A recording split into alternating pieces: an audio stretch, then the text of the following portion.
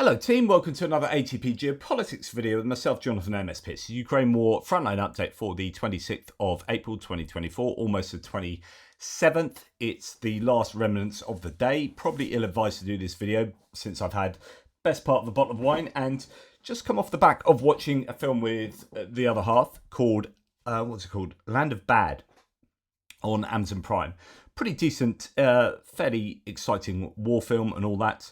But goodness me, how times have changed. Like watching that film with the missus and just saying, oh, LZ, that means landing zone, by the way, or LZ.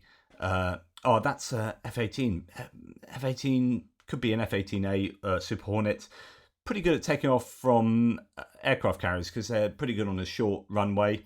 That's an AQ-9 Reaper drone. One of those was lost today in the Red Sea. Houthis have shot one down. She's probably thinking, Jesus wept, is much better when you were talking about philosophy. Goodness me, I'm bored. Anyway, that's how cool I am. And I just imagine being an actual war veteran who probably knows what they're talking about. Imagine you watching these films going, you wouldn't hold a gun like that. I mean, goodness me, that's Hollywoodized. Oh, they've got that wrong. Oh, I wouldn't have used that. Oh, that's... yeah. Anyway, let's go to the front line of the Ukraine war. Conflict. So here we have the key to the map. If you don't know what the lines on my map mean, please pause the video. Thanks to JR who has done the mapping update for us all. As you can see, a lot of pins on the map in the usual places and none of them the right color. If you are indeed like me, pro-Ukrainian. So we have very little change to the northeastern axis going from Kupiansk to Svatova to Crimea. We have one deep state map pin in the Chasiv Yar area. It's not an area we have been to for a long time, fairly near Yehidny and Avdiivka. Tiny bit of a disparity between Andrew Perpetua's blue line there and Surat Maps' red line. So bit of a halfway house there for deep state maps between the two. I don't know if that signifies any particular activity in the last 24 hours or just some kind of video evidence or something to support the map being in one place rather than the other, or the line on the map. So no changes until we get to Chasiv Yar, and here we have some gains as according to Surat Maps for the Russians to the west of Bakhmut, around the Ivaniivka area, north of Ivaniivka, between the Canal micro district and Ivaniivka indeed. Let's make sure we have everything on there. So we've got the roads and whatnot. You see the canal coming down here.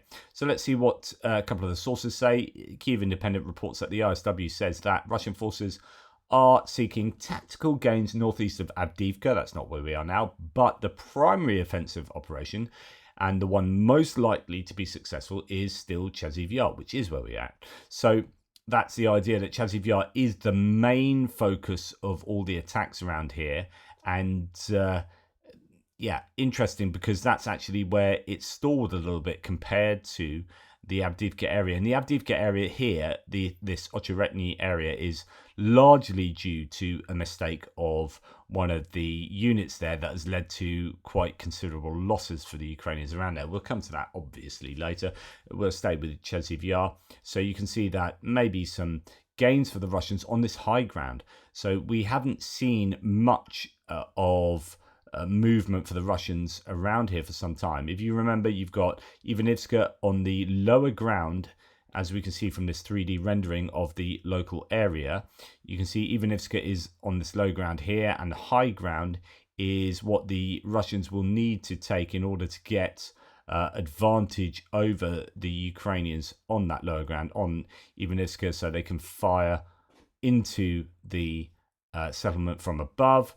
And it is this area that the Russians, I think, will profit from controlling, and that will allow them, obviously, purchase on the high ground and access into the Canal micro district here to the south of that area. So yeah, that's worrying for the Ukrainians if that is indeed the case. If we go to Surat Maps, their claim is that following 6 days of artillery preparations, the Russian army has restarted a new round of attacks in the Axis. So that suggests that actually for 6 days they have been sitting back and letting their artillery do the work, and that might well include aviation as well. Anyway, new parts of Mount Baba were taken. So this is that high ground, Mount Baba as it's called, located at the southern outskirts of the Micro Canal district, which is there. So challenging for the Ukrainians there, but it has been fairly stable for pretty much the last week. We come down past the past New York, Sumy actually, until we get to Novokonove, where the Russians have pushed again to the east of that settlement, taking further ground in the urban area there. All three mappers agree that there's some extra territory that the Russians have gained. Andrew Perpetua agreeing with the initial claims previously from Surat Maps and Deep State Maps, and they have themselves extended Russian control both to the west and a little bit to the north as well. So yeah, a bit challenging in Novokonove, and as you can see, goodness me, all the mappers agree that there is at least some change to the lines in all of this area, but yeah, fairly extensive as far as Surat Maps is concerned, the pro-Russian mapper. So we can see that Ocheretny pretty much is entirely under the control of the Russians. Again, as according to that one source, that's not necessarily the case. No change to Ocheretny itself from Deep State Map and Andrew Perpetua. But if you come south down to this settlement here, to the west of Novobakhmativka, that is predominantly under control of the Russians, as according to Deep State Map and Andrew Perpetua, although they don't quite go so far as Surat Maps in that area.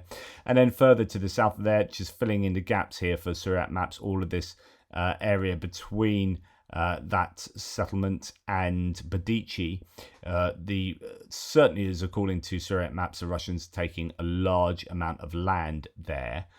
This is not good news for the Ukrainians. They are losing some serious amount of ground here. But as I keep saying, perspective, it is, those pins look big on the map because the pins themselves don't change size. But actually, the area of land, I mean, if I just get rid of those pins just for a second, just again, I'm not trying to be positive just for the sake of being positive, but I just think it's really important to get our sense of perspective. So you've got that area of land in the last week has fallen to the Ukrainians, largely as a result of a mistake of their own. It really shouldn't have happened, but it has happened.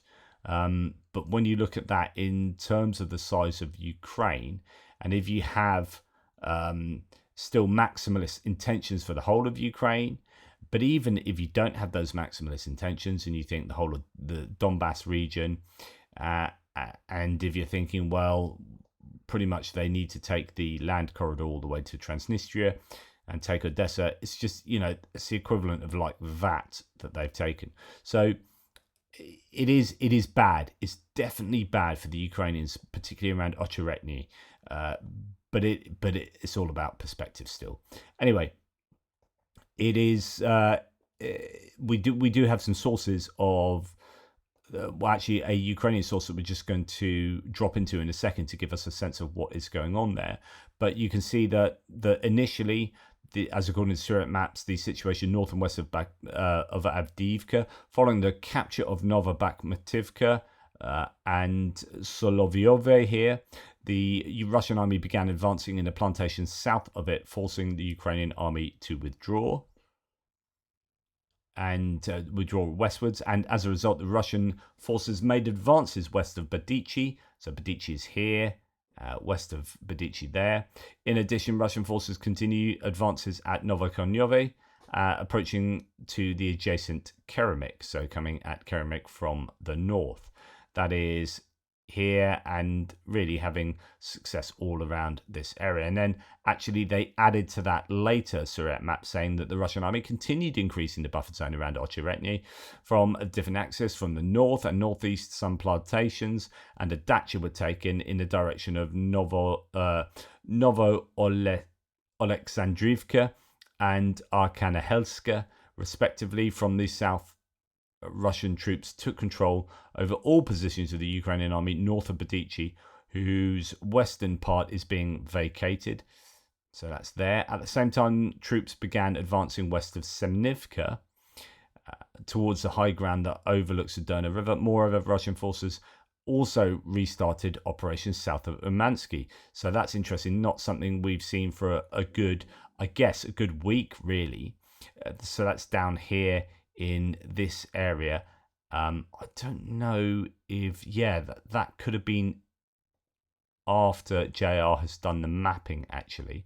So this could be subsequent gains for the Russians in this area. Nonetheless, we have some fairly serious gains for the Russians, and it's not looking too good for the Ukrainians. Semenivka as well.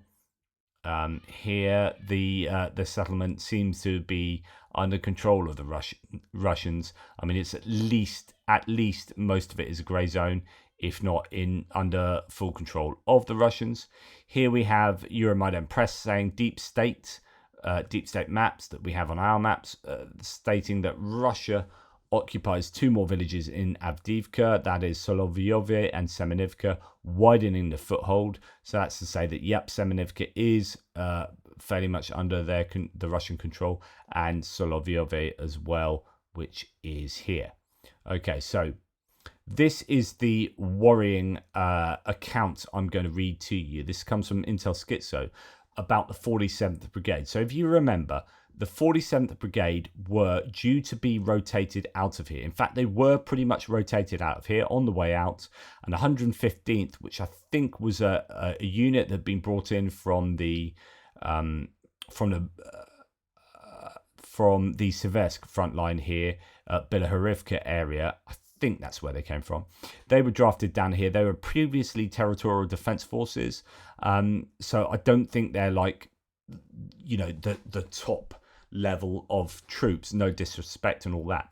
And they were positioned here, or due to be positioned here, or assumed to be positioned here, but were AWOL. And as a result, so the 47th had pulled out, 115th have positioned themselves, but then weren't there. The Russians found out that there was no one there, took advantage of that, and the 47th had to come back in and plug the gaps. So not only had they not been rotated for the best part of a year, but after thinking, want to way back to see the misses and all that, had to be drafted back in to plug the gaps, and no doubt, not in a good position to do the kind of fighting they would have been doing previously. So here's Intel Schizo saying the 47th Brigade is in a dire state, according to current and former military personnel of the 47th who were interviewed by El País. So this is an article, I read it last night actually, so this is a good 24 hours old. I should have had that. I thought I had that on my source list to talk you through, so I don't know where that's gone, but I should have shared that with you this morning. Nonetheless, highlights of the article are this. So actually this is probably better because someone's done the highlighting for me. There's been a high leadership turnover. They've had 4 commanders in 1 year, the 47th. They've had a bit of a mixed bag, the 47th. They've done a lot of good stuff around Avdiivka since Avdiivka was falling, and while it was falling. They were using Bradleys pretty effectively in Stepova. They were doing a fairly good job, but I think back in the, I could be wrong here, but back in the counter-offensive down south, they lost. Were they the ones that lost quite a few bits of kit around Orikhiv? Not too sure. It might be then. Malatok Machka. Was that the 47th? Anyway, I might be wrong there. So, first commander of the brigade, Lieutenant Colonel Alexander Sak, was relieved in September 2023 after the catastrophic offensive on the Zaporizhia front. Yeah, so it was then. Second commander, Colonel Alexander Pavlyuk, he held the position until last January. Military members of the brigade publicly accused him of not understanding the internal workings of the structure based on NATO models, and of replacing infantry casualties with soldiers who were not prepared for frontline combat operations, such as members of the units of artillery that were used in assault platoons. Ouch, that's not cool. Third commander, Dmitro Ryumshin, lasted only 2 months as commander of the 47th from January to March. Several sources consulted say that he was dismissed first due to the high number of casualties in Avdiivka, and the second because he was not close to the new commander-in-chief of armed forces, Alexander Tsyrsky. So now the fourth commander, Colonel Yan Yatishin, who is expected to make intelligent decisions, not suicidal orders, clear and at the same time thoughtful orders. High casualties from the unit, suffering 30% of casualties in a counter-offensive alone. As for Avdiivka, it was recorded that one company of the 47th, composed of 80 men, suffered 65 casualties in a week during their defence. So that's not to say I don't know. I'm not down there, but it's possibly harsh to blame the guy, especially if they'd been due to be rotated out and then had to be called back in, knowing that the morale is going to be low, that the attrition rates are going to be high, so they're going to be drafting in. If they are drafting in any replacements, they're going to be fresh and probably not experienced, that they are going to be suffering from a lack of equipment, a lack of ammunition, etc., etc., etc. So this is not ideal fighting conditions at all.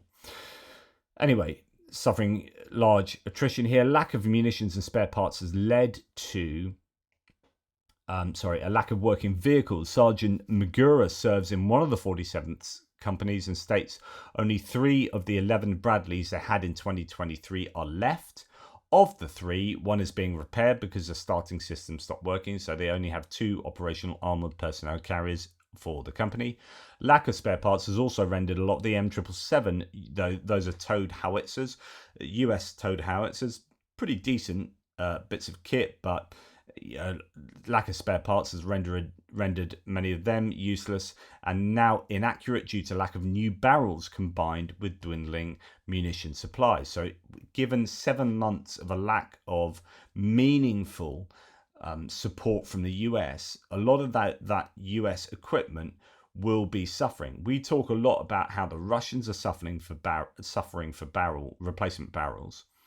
But of course, the Ukrainians are going to be really suffering as well, especially if there hasn't been that regular, consistent, either presidential drawdown equipment and spares and whatnot, or USAI equipment. So it's great that now that bill has passed, and in fact they're still drawing on. What's frustrating is the Biden administration doesn't seem to have used up the rest of the either presidential drawdown authority or the USAI.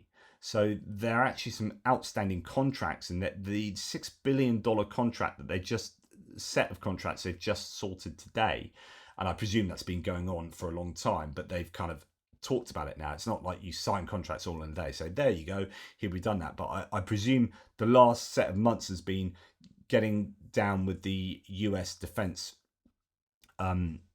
military industrial complex and sorting out a big package that's now been signed off today, $6 billion worth.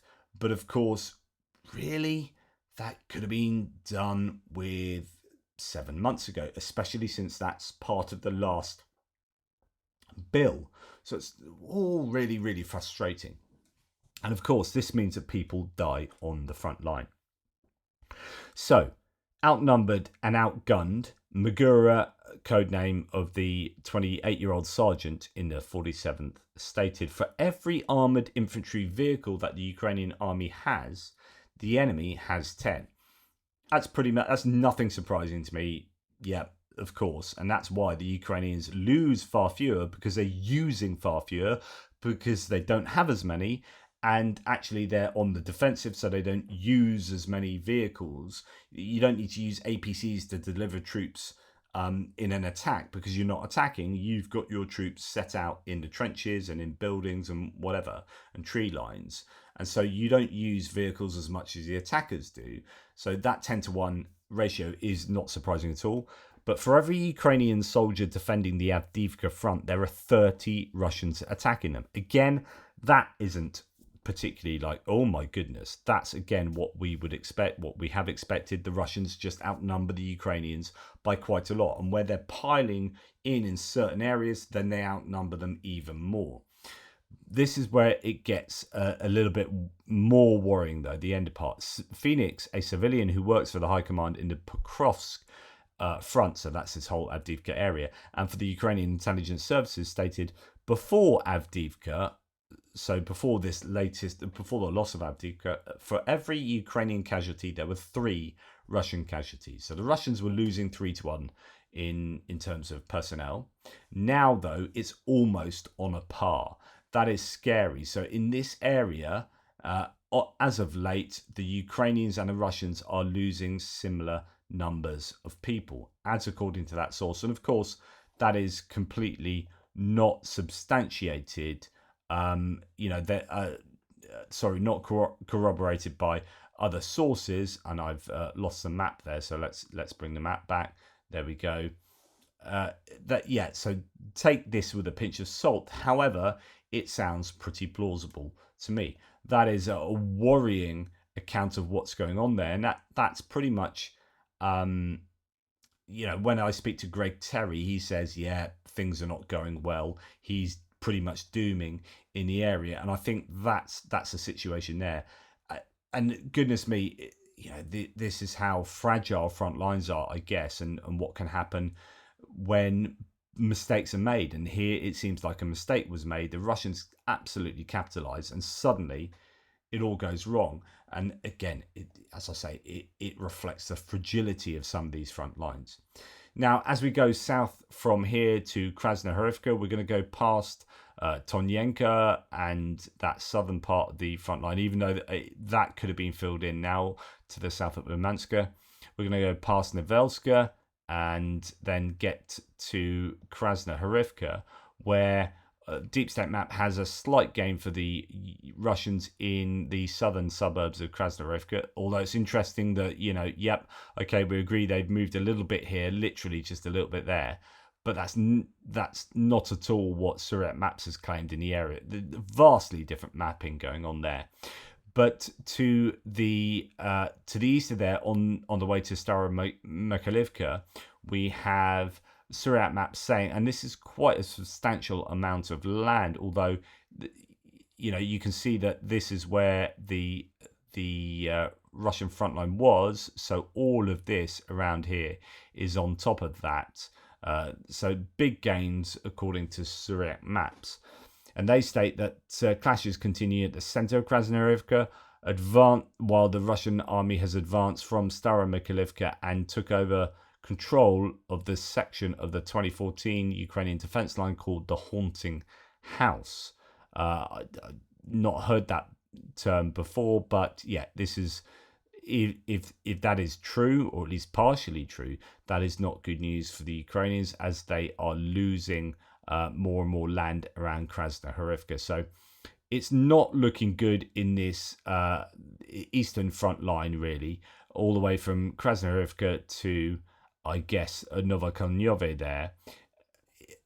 I guess the good news is, not good news, but it is at least something that the Russians don't seem to have pushed on from Novomykhailivka, but I would assume that they are reconstituting. It was very, very tough for them to take Novomykhailivka. They lost huge amounts of troops and equipment, but it's not to say that they aren't going to push on from there, but they will need to take a bit of a breather.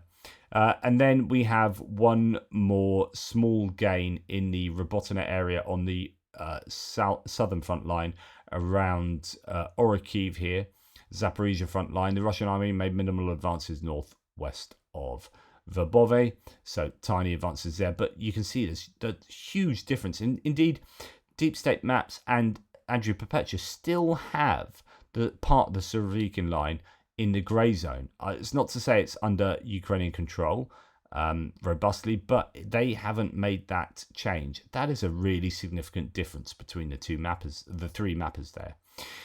Anyway, that's the end of the frontline update. No news for the Dnipro River. I haven't looked at Institute for the Study of War daily report today. Just haven't had time. It's been a crazy busy day. Just massive thanks to JR. Big love to him.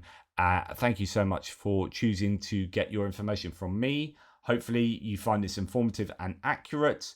It's not good news on a micro level, but there is lots of goodness me.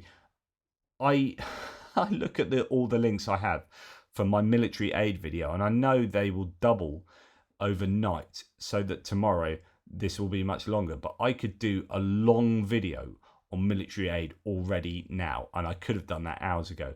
There is so much happening in terms of aid to Ukraine that I apologize that my videos are much longer than they have previously been. It's just the nature of the beast at the moment. It's very dynamic geopolitically, and particularly in terms of support, especially since there was a Ramstein meeting today, and that's why there's so much stuff coming out, right? So today was a time where the whole contact group has got together. You've got 50 nations, and there's probably a bit of virtue signaling going on. There are nations that are genuinely coming up with the goods and trying to help Ukraine. And so there's a lot to talk about tomorrow. Just to let you know that this weekend is an exceptionally busy weekend for me. I'm going to Twickenham tomorrow. It's crazy. My son is playing in a semi-final football match halfway up the county, and then we have to take him smelly after a match, not even showered or anything, whisk him up to Twickenham to watch a big rugby game with his rugby club, where they've got a whole family event going on. So my videos are going to be weirdly scheduled tomorrow, and then he's got a rugby match on Sunday, but he dislocated his finger, so I don't know if he can play. Still hurting a lot. Anyway, the end result is this weekend. The schedule in my videos is who knows what I'm going to be able to produce and when. Just bear with me. Anyway, thanks so much for watching. Take care. Speak to you soon.